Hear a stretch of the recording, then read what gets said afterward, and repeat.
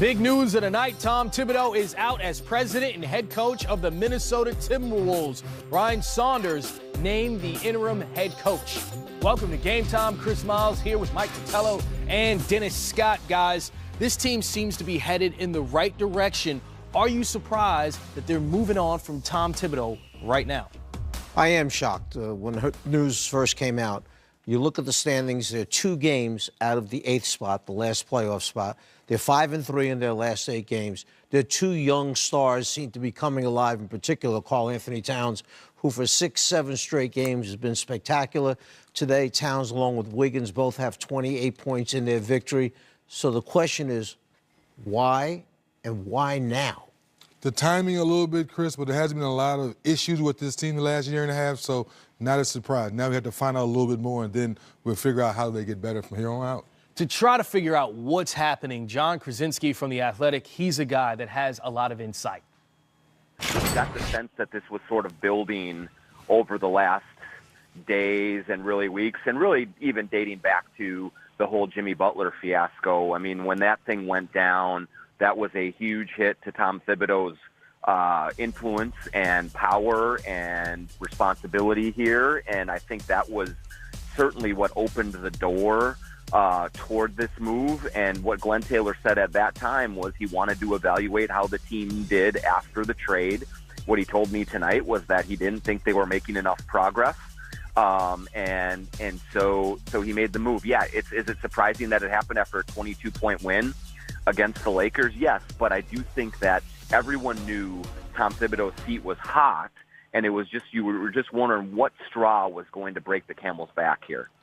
Now, was there a line drawn in the sand between Karl-Anthony Towns and Tibbs?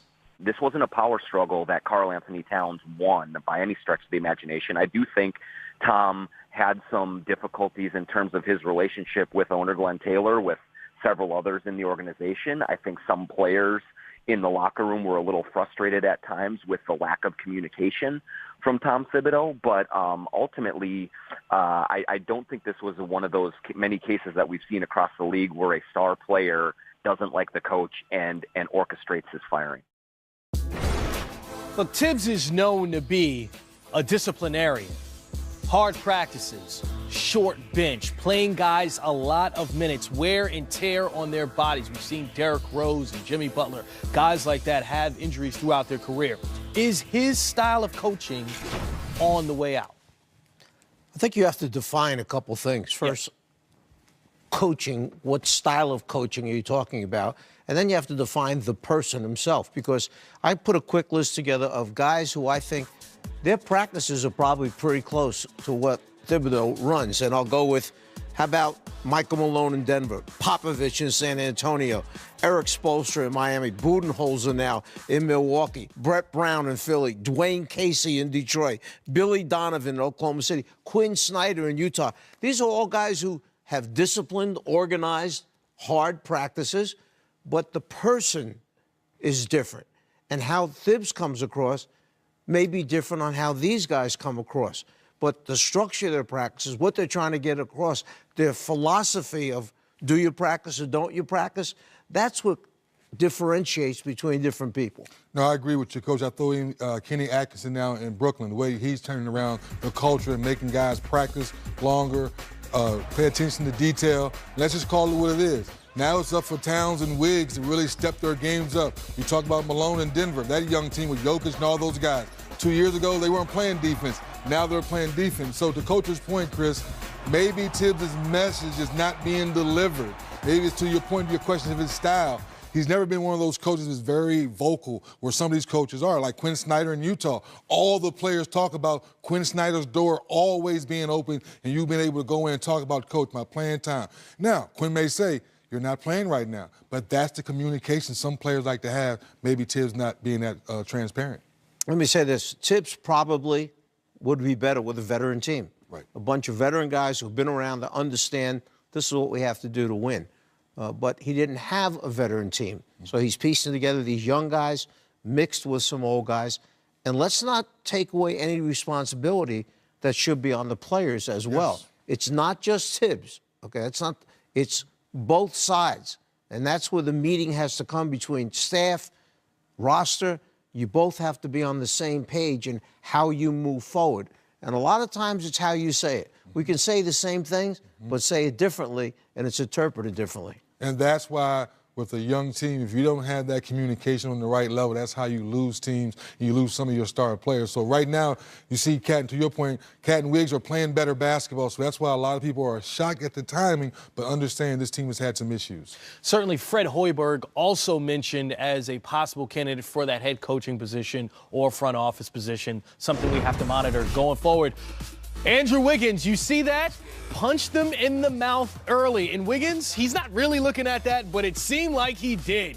He came out like the Andrew Wiggins we've been expecting to see for a long time, 3D. Yeah, we know the talent's there. We know the athletic ability is there. When do you take that mindset, well, I want to be the best player on the court certain nights? There was that dunk, and then there was this one. Oh, my goodness. That's the athletic ability I'm talking about. 25 points at the half for Wiggins, 28 in the game. Second, third, fourth quarters, they belong to this guy. JaVale McGee have some from Karl Anthony Towns. Yeah, that's a cat poster right there. They call him Towns, maybe go city, state, country. Ooh, he's everything on this block. Well, this guy's been on the roll now for the last, 6, 7 games? Right. Then there's the effort play.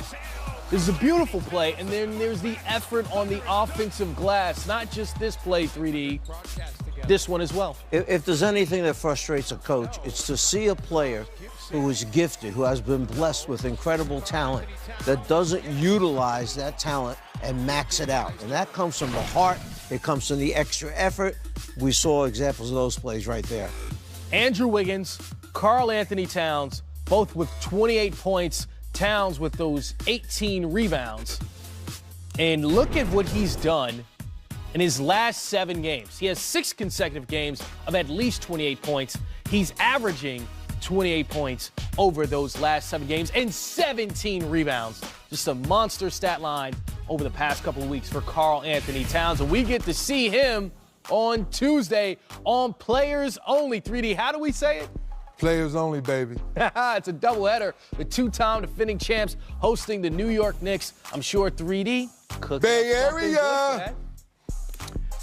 The Raptors once again flexed their muscles against one of the other top teams in the East. We the North, we hear you. And the Wizards, they did something they haven't done in over a month. That's up next on Game Time.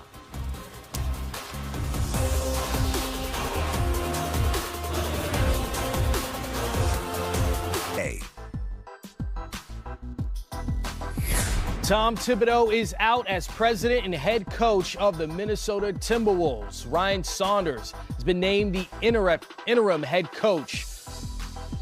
Also, reports are surfacing that Fred Hoiberg, the Timberwolves are interested in him in some capacity, but Scott Layden will remain the general manager and Ryan Saunders will step in as the interim head coach. Welcome to the American Express Halftime Report. Chris Miles here with Mike Fratello and Dennis Scott. So looking at the situation in Minnesota, it seems like owner Glenn Taylor wanted to provide an opportunity for Saunders to step in and get a coaching job. That's the way it seems. Obviously, when you win a game by 18 or 20 points and you get fired immediately after it, this just wasn't something that was spur of the moment. Right. So this has been talked about, this has been discussed, and for whatever the reasons are, we won't know right now, but eventually will come out who was unhappy, why they were not satisfied with what was going on. It was a difficult situation because going in, I think Tom Thibodeau knew that changes had to be made, a new culture had to be developed. He got them to the playoffs last year. Yep. But your 2 stars were young guys who, based on Jimmy Butler's evaluation of them, didn't understand how hard you have to work to be successful in the NBA and what it takes to make it and win in the playoffs. That caused a split with Jimmy Butler and the young guys. Butler then was moved on. And now who knows what went on behind the scenes with the young guys. Chris, it's been well documented what this team has gone through the last couple of years, making the playoffs the very last game of the season last year. You bring in Jimmy, they're trying to bring in some toughness, to kind of help them play a certain way. Remember, we all asked each other, Coach, what took so long for Karl Anthony Towns to sign his extension? Remember, he wasn't signing it at first. Yes. So all those things you're saying, what's going on behind closed doors? Is Thibodeau's style of coaching guys hard? long practices. Then you heard he was cutting back on the physical side of practice, but the mental side, coach, was still a little bit longer than some of the young guys is liking. So all that stuff now, if you go back to training camp, then the Jimmy Butler trade, then they were losing, and then to all of our points, wait a minute, last 8 games are 5-3, they're playing well, and then bam. That's why we're all like shocked at first, but then when you go back and look at the history of what this team has gone through, coach, then you say, okay, now Glenn Turner's probably fed up. Let's look at the staff that they had put together there, okay? With, I believe Tom Thibodeau was a person that brought in Scott Layden to the front office. Layden had been from Utah to San Antonio, and then Thibodeau hand-selected him. And Scott, Layden he's terrific in the front office. He's a terrific talent evaluator and gets along with everyone, so there shouldn't be any problem there. When you look at the staff, Andy Greer, longtime assistant to Tom Thibodeau, I heard also had been released along with Thibodeau. So now you have Ed Pinckney, Ryan Saunders, and you have Malik Allen, the remainder of the staff. Well, Saunders, let's say, moves up as interim head coach. Hopefully, Ed Pinckney, who could be a candidate to be a head coach, Malik Allen, hopefully are safe for now as they move forward and give Ryan a chance to coach his team. Certainly interesting to see the Timberwolves move on following a win against the Los Angeles Lakers. The Toronto Raptors looking for a victory against the Indiana Pacers, and Kyle Lowry back after missing the last 6 games, and he's back with a vengeance. Raptors ahead by 7. We'll break that down next on the American Express Halftime. Well, the Toronto Raptors certainly don't look like a team playing the second night of a back-to-back czar. They're hot in the first half from three-point range, like a role reversal with Indiana. It certainly is, because coming in, Indiana was 5th in the league in three-point shooting. Toronto 26th, but not so right now. 10 of 18 in the first half. 6 players have made at least 1 3 in that first half, led by Danny Green, who's 4 of 6 from the three-point line. It's great when you have your point guard back in that lineup. For Kyle Lowry, a guy who's missed the last 6 games, like we said, playing the second night of a back-to-back, you get some fresh legs and a guy who's good at distributing. Good at distributing, and also showing this year, coach, he's being a better leader. So when Kawhi Leonard goes out, he knows how to come back in and not force things. A lot of times, as a starter, you want to come back and force a lot of things. Not tonight. A long rebound. You say defense, how do you lose a guy like Kyle Lowry? Coach, you talk about those threes. Those goes one of those threes right there. Sharing the basketball. He's only taking 6 shots. You would think maybe more shots. Chris, no. You're in transition. You don't stop the ball. As transition 1-on-1, stop the ball first. Now you get an old-fashioned and 1. Now you're feeling real good about yourself. I talked about the patience. Look at this half-court set.